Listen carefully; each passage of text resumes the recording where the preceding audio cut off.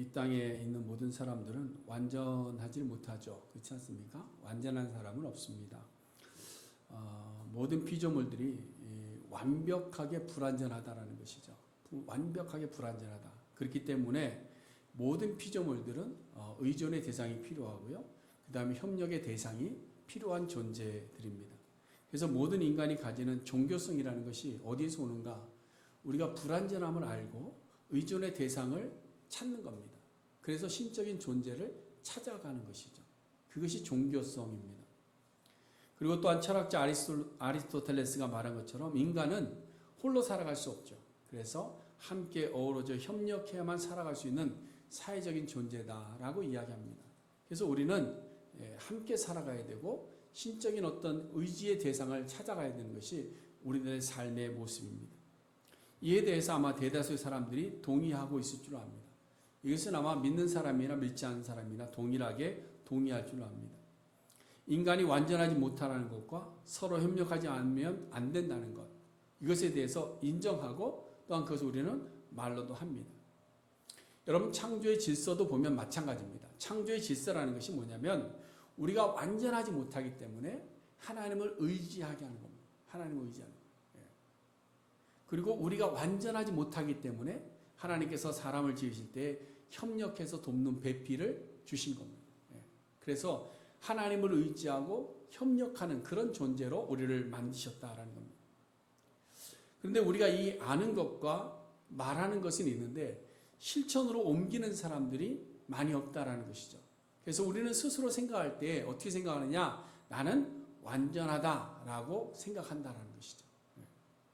그리고 어떤 사람들은 그럽니다. 나는 혼자서도 행복할 수 있어 라고 이야기를 합니다. 그러나 다 뭐예요? 거짓말이고 이 모든 것들이 교만한 생각입니다. 여러분, 교만의 끝은 뭐죠? 패망이고 죽음입니다. 성경 우리에게 교훈하고 있어요. 여러분, 교만은 그저 안 좋은 성품 이게 아닙니다. 교만은 패망이고 죽음이 끝이라는 사실을 우리가 꼭 기억해야 될 줄로 압니다. 양의 비유를 하나 들어보면 여러분, 양 그러면 우리는 어떻게 생각합니까? 온순한 동물로 생각합니다. 또 양 그러면 생각나는 분이 누구죠? 예수 그리스도. 세상 죄를 지고 가는 어린 양 예수 그리스도의 그 온순함과 순종적인 모습을 생각합니다. 그런데 이사야 성경에 가서 보니까 아주 제멋대로고 말도 듣지 않고 그냥 자기 길로 가는 그런 죄인의 모습을 양으로 표현하고 있습니다. 이 양을 기르는 사람들을 보면 이 양의 특성들을 너무나도 잘 아는 것이죠. 그래서 양을 기르는 사람들이 가끔 이제 양의 털을 깎는 모습을 좀 보게 되는데요. 양의 털을 깎을 때 보면요, 섬찟섬찟합니다. 왜냐하면 그냥 막 밀어버려요. 막 밀어버려요. 막 살이 막 베일 것 같은, 그럴 정도로 무자비하게 깎아버립니다. 간혹 여러분 동영상 보시면 아실 거지만 굉장히 매정하게 깎아버립니다. 아주 그냥 살감만 쫙 남기고요, 다 깎아버립니다. 성경에서도 보면 이 양의 털을 깎는 날이 나옵니다. 그렇죠? 근데 이 양의 털을 깎는 날이 뭐 축제 날처럼 이게 나오기도 하는데요. 이 양의 털을 깎는 것이 그냥 주인들이 양털 깎아서 그걸로 경제적인 이익만을 누리느냐? 그러면 동물을 학대하는 것처럼 보일 수 있습니다. 그러나 사실은 그렇지 않습니다. 왜냐하면 그 안에 양들을 향한 마음이 있다는 거예요. 여러분, 양들이요 굉장히 온순해 보이지만 굉장히 어리석기도 하고 굉장히 교만한 동물이라고 합니다. 양들이 이렇게 모여 살잖아요. 그렇죠? 이렇게 모여서 생활합니다. 근데 한여름에도 막 다다다다닥 붙어서 살아요. 맹 울어버립니다. 왜 우냐면 그들의 긴 털 때문에 너무 덥다고 우는 거예요. 너무 덥다고. 좀 흩어지면 되는데 그냥 모여서 꾹꾹 이러면서 하면서 덥다고 울어요. 겨울에는 또 반대로 서로 움찔움찔 떨어져서 꼼짝을 안 한대요. 모이질 않아요. 그러니까 또 춥다고 우는 거예요. 춥다고. 그것이 양들의 속성이라고 합니다. 그리고 이제 한 겨울에 이제 추위가 오면 이 양들이요, 무리들과 좀 어울러 있으면 좋은데 그 어우러지지 않고 자기의 체온을 스스로 유지할 수 있다고 믿는 겁니다. 스스로 믿는 거예요. 혼자 잘난 척하고 가만히 주저앉아 있다가 얼어 죽는 양들도 많이 있다고 그래요. 이 양의 속성입니다. 그래서 양치는 사람들이 하는 것이 뭐냐면 겨울이 되기 전에 양의 털을 깎아준다는. 그래서 추위를 이기기 위해서 몸을 움직이게 하고 그 다음에 다른 양들과 몸을 비비면서 살아가게 한다는 것이죠. 그래서 양의 털을 깎는다는 겁니다. 사실 양의 털을 깎을 때 깎이는 그 양의 심정은 얼마나 힘들겠어요. 힘들잖아요. 괜찮아요? 저는 머리 깎으려고 이렇게 앉아있어도 힘들어요. 머리 깎이는 그 기분이. 근데 양은 온몸을 그냥 다 벗겨내는 거니까 얼마나 힘들겠습니까? 그러나 그 고통의 순간이 있어야 결과적으로 자신을 괴롭히고 죽음에 이르게 하는 삶의 그 모습 속에서 우리를 건져낼 수 있더라고요. 근데 마침 어제 갑자기 동영상이 하나 떡 떴는데 보니까 양이 털이 너무 자라서 안 깎아져 갖고요. 양 털의 무게가 80파운드인가 그래요. 그러니까 움직이지를 못하는 거예요. 그냥 이렇게 누워 있는 거예요. 그거를 가서 물 먹여주고 먹이 먹여주고 털 깎아주고 그래서 겨우 이렇게 세우는 모습을 봅니다. 그러니까 이 털을 깎아주지 않으면 양은 그냥 거기서 죽고 마는 거예요. 근데 우리가 양과 같은 존재들이다라는 거예요. 양과 같은 존재. 그래서 우리에게는 푸른 초장과 맑은 물가로 인도해 주실 목자가 우리에게 필요할 뿐만 아니라 함께 의지하며 힘이 되어질 동료들이 필요합니다. 그러나 우리도 역시 얼마 되지도 않는 지식과 얼마 되지도 않는 물질과 또 우리의 작은 자존심 때문에 의지하려고 하지 않습니다. 순종하려고 하지 않을 때가 얼마나 많은지 모릅니다. 그래서 우리도 교만의 털, 우리를 감싸고 있는 이 교만의 털을 깎아내야 돼요. 그것이 좀 고통의 순간이 있다 할지라도 그것을 깎아내는 순간이 우리에게 필요하다. 그래야 오늘 우리가 한 6주 동안 계속 말씀을 읽었던 새 사람을 입을 수 있는 줄로 믿습니다. 여러분, 새 사람이 되는 길은요, 그냥 말씀 듣고 들었다고 해서 되는 것이 아닙니다. 그냥 가만히 앉아있어도 그냥 교회 안에서 앉아있고 1시간만 잘 앉아있어 주면 내가 새 사람 되느냐? 아니에요. 한순간에 무슨 요술방망이처럼 뚝딱 새 사람이 되느냐? 그렇지도 않습니다. 우리는 누더기처럼 우리 몸에 붙어있는 이 교만의 털들을 깎아내야 돼. 그래야 우리가 새 사람을 입을 수 있는 겁니다. 그래서 오늘 본문에 보면 우리 몸에서 깎아내어야 될 것 5가지를 이야기합니다. 근데 자세히 보시면 5가지가요. 모두 이 말과 직간접으로 연결이 되어져 있어요. 악독과 노함과 분냄과 떠드는 것과 비방하는 것. 그래서 이 5가지가 우리 입에서 나오는 말의 형태들이고 말의 뿌리가 되는 이 마음의 상태들을 이야기하고 있는 것이죠. 그 5가지를 간단하게 살펴보면 첫 번째가 악독인데요. 여러분, 악독이라는 말은 그냥 말대로 악하고 독한 말입니다. 그렇죠? 악하고 독한 말. 우리가 흔히 말하는 독설가들의 입에서 나오는 말들과 같은 것이죠. 근데 여러분, 우리 안에 독설가의 기질들이 다 있다라는 거예요. 독설가의 기질들이. 어떤 분들은 지금 나는 아닌데 하면서 고개 돌리시는 분이 있어요. 아니에요. 우리 안에 다 독설가의 말들이 우리 속에 자리 잡고 있어요. 그래서 로마서에 보면 의인이 하나도 없다라고 말씀하면서 모든 사람들이 그 입에는 저주와 악독이 가득하다라고 말씀하고 있는 것을 볼 수 있습니다. 여러분, 악독한 말이란 말의 표현이 강하다는 의미를 넘어서는 겁니다. 이 말의 의미는 뭐냐면 칭찬보다는 비판적인 말을 많이 하는 것이 악독한 말입니다. 다른 사람의 장점을 들추어내기보다는 다른 사람의 허물을 꼬집어내는 것이 악독한 말이라는 사실이에요. 이쯤 되면 내가 악독함이 있구나라는 것을 인정하시겠죠. 그렇죠? 노아의 홍수 이후에 노아가 술에 취해서 잠들었습니다. 그때 세 아들 중에 한 아들이 먼저 보았습니다. 먼저 보고 나와서 어떻게 했습니까? 아버지의 허물을 보고 알렸다. 이렇게 성경이 기록합니다. 근데 여기서 알렸다라는 말이 뭐냐면 아버지의 허물을 들추어내서 조롱했다. 이런 의미를 가지고 있는 겁니다. 그러나 이와 반대로 셈과 야벳은 어떻게 했습니까? 아버지의 허물을 보지 않고 뒷걸음질 쳐서 덮어주었다. 이렇게 표현하고 있죠. 그래서 보고 알렸던 함은 저주를 받고 뒷걸음쳐서 덮어주었던 셈과 야벳은 복을 받았다는 내용을 성경이 우리에게 기록해 보여주고 있는 겁니다. 이렇게 상대방의 허물을 덮어주기보다는 꼬집어 들추어내는 사람들을 보면 상대방의 선함과 장점은 잘 안 봅니다. 습관적으로 안 봅니다.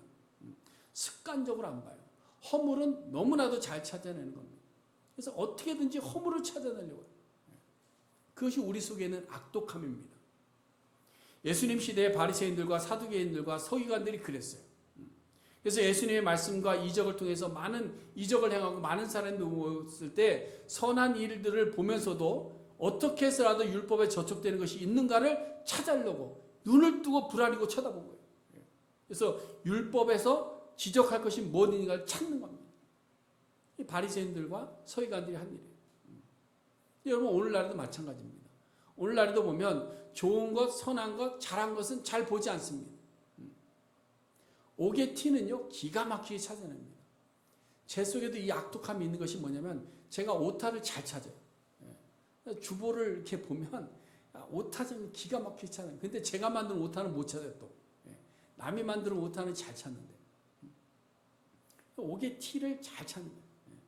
그래서 괜히 셈도 내고 허물도 지적하고 트집도 잡으래요. 이것이 뭐냐? 악독합니다.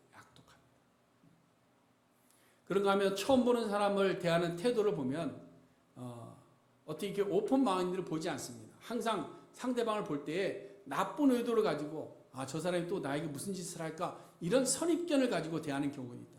왜 그러냐? 우리 속에 악독함 때문에.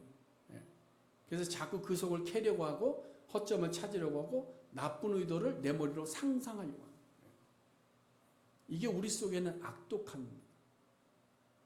뿐만 아니라 오랜 관계를 지속하지 못하는 경우도 보면 왜 그러느냐? 이 악독함 때문에 그래요. 우리 속에 있는 이 악독 때문에. 이게 뭐냐면 관계를 지속하다 보면 감사한 일도 있고 서운한 일도 있잖아요. 그렇죠? 관계하는 거 있잖아요. 근데 감사한 일은 잘 기억을 안 해요. 한 10가지 감사하다가도 한 가지 서운한 것이 있으면 그것 때문에 토라져서 관계가 끊어집니다. 왜 그러느냐? 우리 속에 악독함 때문에 그 관계를 허물어 버립니다. 그래도 성숙한 사람은 몇 번까지 참아요? 몇 번 참아요? 몇 번 참아요? 솔직히 얘기하세요. 3번까지 참으면 그래도 성숙하다 하잖아요. 그렇죠? 근데 베드로는 뭐라 그랬어요? 몇 번까지? 7번. 왜 그랬어요? 자기는 성인군자라는 거예요. 7번까지 참은 성인군자 아니겠습니까? 그러나 사실 우리는 어떻습니까? 말은 3번, 7번 하지만 우리는 어때요? 단칼이죠. 단칼입니다. 벌써 딱 마음에서 딱 서운함이 있어서 딱 접으면 끝이에요. 그 다음부터는 얼굴 보고 만나도요. 사실은 그냥 관계만 유지할 뿐이지 마음은 벌써 끝나버린 거예요. 우리는 단칼입니다. 왜냐? 우리의 악독함 때문에 장점과 감사한 것을 보기보다는 단점과 허물과 서운함을 먼저 보기 때문에 그렇습니다. 이렇게 오늘 본문에서 악독이라는 것은 독설과 같이 그냥 말의 표현이 강하다는 의미를 가진 것이 아니라 감사하기보다는 칭찬하기보다는 허물과 불평의 말들로 내뱉는 그런 모습을 악독의 말이다라고 이야기하면서 이 악독을 버려야 된다라고 이야기합니다. 그 다음 두 번째는 노함을 버려야 된다라고 이야기합니다. 이 노함이라는 것은 어디서부터 시작되는가 하면요. 이기적인 자기의 자존심 때문에 생겨나는 것이 노함입니다. 그렇죠? 언제 우리가 분노합니까? 내 자존심이 스크래치 났을 때 분노하는 거예요. 항상 그렇습니다. 여러분 누가복음 4장에 보시면요. 예수님께서 고향 땅 나사렛에 가셔서 말씀을 증거하신 일이 있습니다. 회당에 가서 말씀을 증거할 때 이사야서를 가지고 말씀을 전했어요. 엘리야 시대에 흉년이 들었는데 하나님께서 엘리야를 누구에게 보내? 당신들에게 안 보내고 사렙다 과부에게만 보내셨다. 엘리사 시대에 많은 나병 환자들이 있었지만 누구만 고쳤느냐? 나아만만 치료받았다. 이방인이 이방인. 이 말을 들었던 회당에 모였던 모든 유대인들이 어떻게 했습니까? 마음에 자존심에 스크러치가 간 거예요. 그래서 마음이 상합니다. 그때의 반응이 뭐였냐면 노함이었습니다. 노함이었어요. 그래서 그 노함이 예수님을 낭떠러지로 밀어 죽이려고까지 했던 표현을 드러내고 있는 겁니다. 그뿐만 아니라 손해보는 일에 대해서 사람들은 분노합니다. 내가 손해보면 분노하는 거죠. 그렇죠? 자존심에 스크래치 나도 분노하고요. 내 것을 작은 것이라도 조금이라도 빼앗겼다는 생각을 가지면 분노하게 됩니다.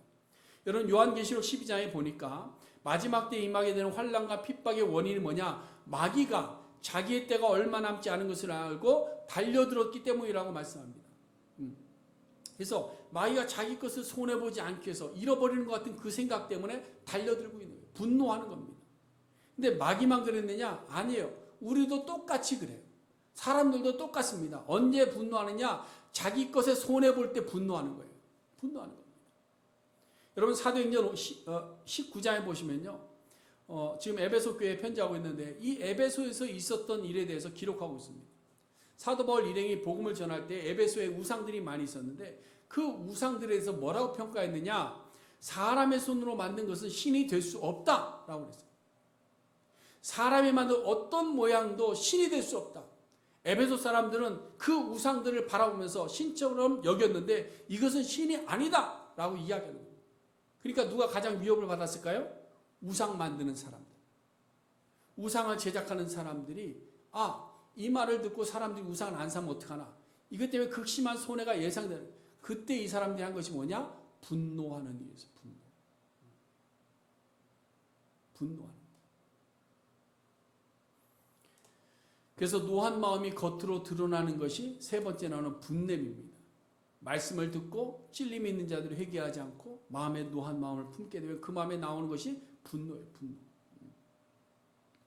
예수님에게도 그랬고 사도 바울에게도 그랬고 오늘날에도 말씀을 들을 때 여러분 마음에 상처가 되면 어떻게 합니까? 그 말씀이 성경에 기록된 말씀이라 할지라도 우리의 마음속에서 노한 마음을 품는 분들이 있더라. 그 노가 어떻게 되느냐? 분으로 표출되어 버리고 있는. 그래서 그 분냄의 표현 방식에 대해서 두 가지로 이야기하는 것이 떠드는 것과 비방하는 것을 이야기하고 있는 거예요. 그래서 5가지입니다. 여러분 떠든다라는 것은 소리 지르는 거예요. 그렇죠? 분내면 어때요? 말이 다 조곤조곤하게 분냅니까? 소리 지르잖아요. 막 소리 지르는 거예요. 또 분내는 사람들이 어떻게 하냐면 비방하죠. 누구를? 상대방을 다른 사람에게 막 깎아내리면서 조롱하면서 비방합니다. 이것이 바로 우리 속에 잠자고 있는 악함들입니다.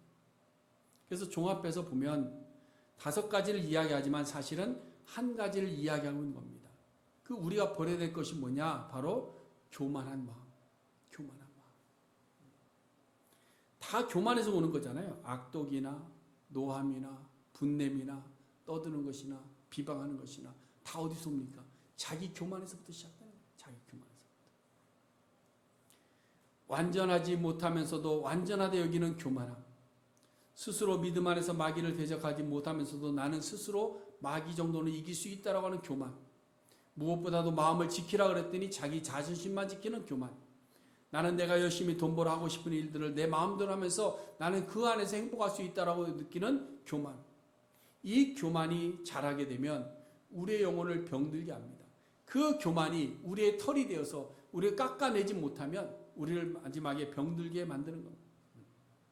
여러분 교만을 계속 깎아내지 않으면요 우리는 스스로를 병들게 해서 마지막 순간에 어찌 될까요? 슬피 울며 탄식하는 그때가 오게 된다. 여러분 오늘 본문에서 사도 바울은 이 5가지를 이야기하는 것이 아니라 사실은 모든 악한 것을 버리라. 모든 악의는 앞서 이야기하고 있는 거짓이나 분이나 도둑질이나 더러운 말들을 다 포함하고 있는 거예요. 그래서 우리가 새 사람을 잊기 위해서 반드시 필요한 것이 뭐냐? 악의로 쌓여있는 우리의 털을 깎아내는 과정이 필요합니다. 깎아내는 과정. 근데 사실 이 교만에서 나오는 악독과 노함과 분냄과 떠드는 것, 비방하는 것을 우리가 스스로 깎아낼 수 있을까요? 우리 스스로 깎아내지 못합니다. 이거 연습한다고 될까요? 연습한다고 되지 않습니다.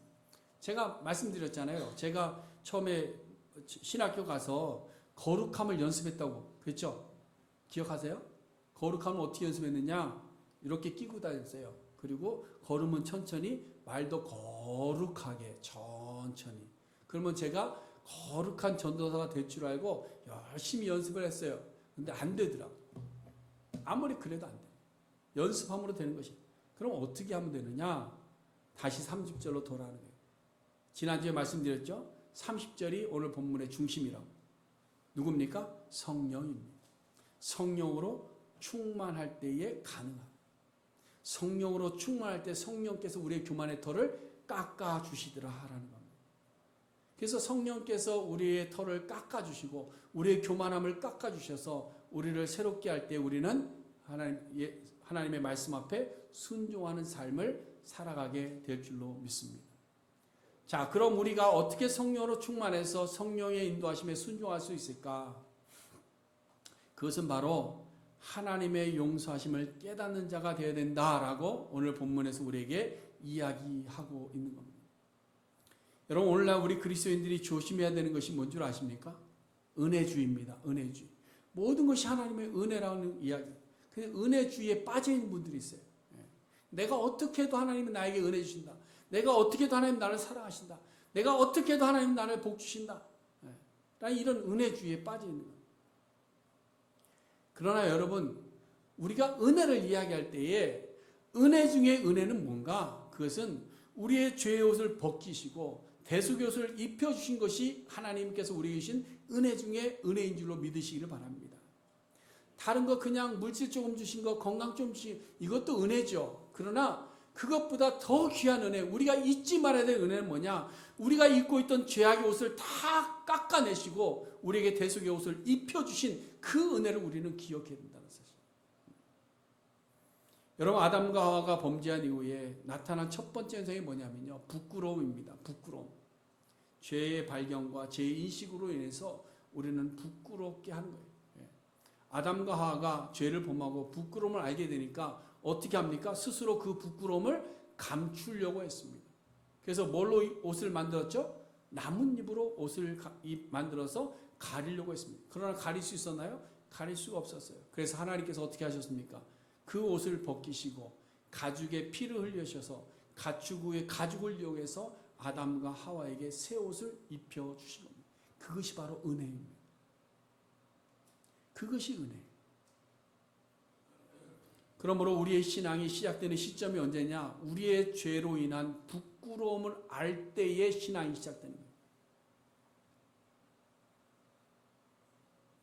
여러분, 죄로 더러워진 나 자신을 깨달을 때에 부끄러워 눈물을 흘리며 회개하는 경험이 있어야 됩니다. 그것이 신앙의 시작입니다. 여러분들은 여러분들의 민낯이 얼마나 부끄럽고 추한지를 아십니까? 그것 때문에 눈물을 흘려보신단 말이에요. 그것 때문에 하나님 앞에 무릎 꿇어보신단 말이에요. 부끄러움을 알고 회개하는 자들에게 하나님께서 어린 양을 잡아서 그 가죽으로 우리에게 새 옷을 입혀주시는 거예요. 이것이 바로 용서의 은혜입니다. 우리는 평생 이 은혜만으로 만족할 수 있는 겁니다. 다른 은혜가 더 필요할까요?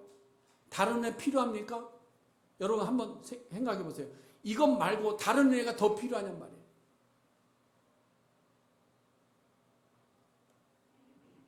우리는 늘 하나님 앞에 기도할 때 우리의 유괴 것만을 강조합니다. 우리의 만족만을 구합니다. 우리의 육체의 행복만을 구합니다. 그러나 하나님께서 이미 우리에게 허락하신 놀라운 은혜는 까마득하게 잊어버리고 살아간다는 거예요. 감사치도 아니하고 늘 원망하고 불평하고 다른 사람의 허물 바라보고 다른 사람 보면서 시샘하고 원망하고. 그래서 오늘 본문 32절을 보세요. 32절 한번 보세요. 32절에 뭐라고 되어 있습니까? 서로 친절하게 하며 불쌍히 여기며 서로 용서하라는 삶의 실천주의를 제시합니다. kindness, compassion, forgiveness. 그렇죠? 경쟁하며 서로 자기 것을 취하며 살아가는 세상에서 친절한다는 것이 사실 쉽지 않습니다. 나 살기도 힘들고 어려운데 다른 사람 불쌍히 여기는 것 불가능합니다. 다 우리는 뭐예요? 나만 봐달라는 거예요. 나만. 다른 사람이 나만 긍휼히 여겨줄 것을 기대하는 겁니다. 나에게 해를 끼친 사람은 절대로 용서할 수 없습니다. 우리는 단칼로 끊어버립니다. 할 만한 사람에게는 또 하죠. 할 만한 사람에게는 친절도 베풀고 긍휼도 베풀고 용서도 합니다. 그러나 성경은 뭐라고 이야기합니까? 할 만한 사람이 하는 것은 세상 사람들도 다 하는 짓이다. 그래서 성경은 누구를 용서하라 그랬어요? 원수된 자를. 원수된 자에게도 친절해라. 원수된 자에게도 긍휼을 베풀어라. 원수된 자까지도 용서해라. 이게 어떻게 가능합니까? 목사님, 나는 목에 칼이 들어도 아무리 하나님 말씀이라도 나는 이것만큼은 안 돼요. 그런 말씀 하시는 분들이 있었습니다. 저 사람은 자업자득입니다. 긍휼의 마음이 안 생겨요. 그런 분들이 있었습니다. 저에게 직접 말씀하신 분들 얼마나 많은지 모릅니다.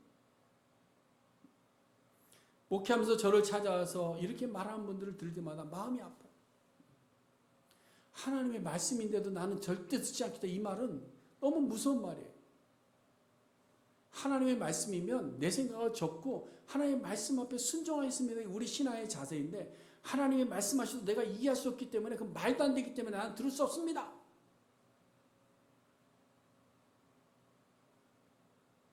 한번 생각해 보세요. 마태복음 18장에 보니까 1만 달란트 탕감받은 자가 100데나리온을 빚진 자를 탕감해 주지 않았습니다. 그때 주인이 1만 달란트 빚진 자를 다시 부릅니다. 그리고 뭐라고 불렀어요?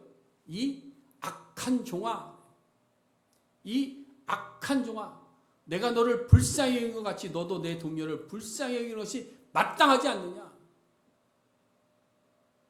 오늘 본문에서도 동일하게 우리에게 말씀하고 있는 거예요. 하나님이 그리스도 안에서 너희를 용서하셨다. 내가 너희를 용서함 같이 너희도 용서하라. 누구의 말씀입니까? 하나님의 말씀입니다. 여러분, 우리는 그 무엇으로도 갚을 길이 없는 죄의 용서를 받았습니다. 하나님이 길이 참으시고 또 참으셔서 우리에게 친절을 베풀어 주셨습니다. 자기 아들을 대신 내어주시고 나를 용서해 주셨어요. 그 은혜를 우리가 받은, 그 은혜를 받은, 이것을 믿으십니까? 믿으셔야 됩니다. 이것이 믿어져야 하나님 앞에 무릎 꿇을 수 있는 거예요. 근데 아직까지 우리가 이것이 믿어지질 않는 거예요. 가슴으로 믿어지질 않는 거예요. 이것을 믿고 눈물로 회개하는 성도가 정말로 은혜 받은 성도입니다. 세상에서 잘 나가는 것이 은혜 받은 성도가 아니라 이것을 믿고 눈물로 회개하는 성도가 정말로 은혜 받은 성도. 세상의 부귀영화, 세상의 화려함, 세상의 풍요로움이 아닙니다. 우리는 너무 육적인 만족을 누리는 은혜주의에 빠져 있으면 안 되는 거예요. 우리는 이미 받은 은혜를 잊지 말고 그 은혜로 만족하고 그 은혜를 실천할 때 새 사람이 되는 줄로 믿습니다. 성령께서는 늘 우리 마음에 이 놀라운 은혜를 말씀해 주십니다. 은혜의 실천을 우리에게 가르쳐 주고 계십니다. 그러므로 우리가 성령의 음성에 귀를 기울일 때 우리는 새 사람으로 옷 입는 자가 될 줄로 믿습니다. 이제 말씀을 총정리해서 말씀을 드리고 말씀을 마치려고 합니다. 새 사람을 입으라 라는 제목으로 6번째 시간을 지내왔습니다. 새 사람을 입는 자들은 어떤 자들인가? 거짓을 버리고 참된 것을 말하게 됩니다. 우리가 새 사람을 입게 되면 거짓을 버리고 참된 것을 말하게 됩니다. 두 번째로는 분을 내어도 마귀에게 틈을 주지 않기 위해서 하루를 넘기지 않는 자가 됩니다. 도둑질하는 것이 아니라 자기 손으로 수고해서 선한 일에 힘을 쓰게 됩니다.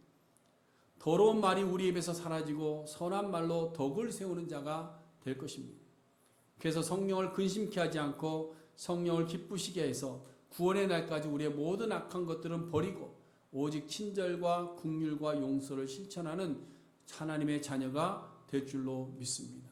이것이 새 사람으로 온 자들의 모습입니다. 사랑하는 성도 여러분, 지금까지 우리는 악한 말과 노함이 사실은 당연하지 않았습니까? 거짓말이 자연스럽지 않았습니까? 헛된 소득을 보면서도 은혜라고 이야기하며 꿈꾸며 살지는 않았습니까? 더러운 말과 악한 말을 우리 입에 달고 살지는 않았습니까? 성령의 인도하심에 불순종해서 성령을 근심케 하고도 우리는 아무런 죄책감도 아무런 느낌도 아무런 부끄러움도 느끼지 못하고 살지 않았습니까? 사랑하는 성도 여러분, 벗어버려야 돼요. 깎아내야 됩니다. 깎아내야 돼요. 그것이 우리를 감싸고 있는 교만의 털입니다. 깎아내야 돼요. 그리고 우리의 마음에 하나님의 은혜로 가득 채울 수 있기를 바랍니다. 그 은혜는 뭐냐? 우리의 죄를 용서하시고 우리를 구원하시기 위해서 자기 아들을 내어주시고 또한 예수 그리스도께서 십자가에 스스로 자신의 몸을 내어주시고 말할 수 없는 탄식으로 우리를 위해서 늘 중보하시는 이 삼위 하나님의 그 놀라운 은혜로 우리 속에 채워야 될 줄로 믿습니다. 그리고 그 은혜를 잊지 마세요. 그 은혜를 꼭 기억하시고 이제는 친절과 긍휼과 용서를 나도 실천하는 성도가 되어야 될 줄로 믿습니다. 죄의 옷이 깎일 때에 고통도 있을 수 있습니다. 여러분, 우리가 새 사람이 될 때에요, 그냥 되는 건 아닙니다. 불편할 수도 있습니다.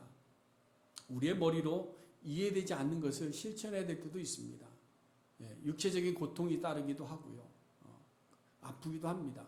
그러나 그 죄의 옷을 닦아낼 때에 우리의 새 옷을 입는다는 사실을 꼭 기억할 수 있기를 간절히 바랍니다. 너희는 유혹의 욕심을 따라 썩어져가는 구습을 따르는 옛사람을 벗어버리고, 유혹의 욕심을 따라 썩어져가는 옛 구습을 따르는 옛사람을 벗어버리고 오직 너의 심령이 새롭게 되어 하나님을 따라 의와 진리의 거룩함으로 지으심을 받은 새 사람을 입는 우리 모든 권위 하나님께 성도님들 될 수 있기를 주님의 이름으로 간절히 축복해 드립니다. 기도하겠습니다.